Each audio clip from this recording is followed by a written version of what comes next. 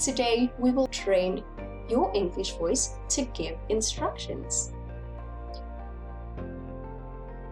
When we use instruction verbs like give, we have two possible sentence instructions.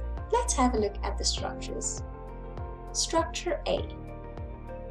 Instruction, give, plus object, it, which is the pronoun, and the gift, which is the noun, plus somebody. For example, to her. Structure B. Instruction, give, plus somebody, her, and the object, it, which is the pronoun, and the gift, which is the noun. So let's have a look at structure A. The object comes before the person. So it, them, or the noun before her or him. For example, give it to her. Give the gift to her.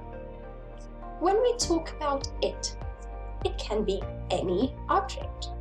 For example, a book or a necklace. For example, give the necklace to her, or give the book to him.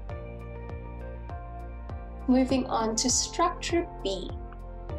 The person comes before the object. So her or him comes before it, them, or the noun. For example, give her the gift, or give her the necklace, and give her it, or give him the book.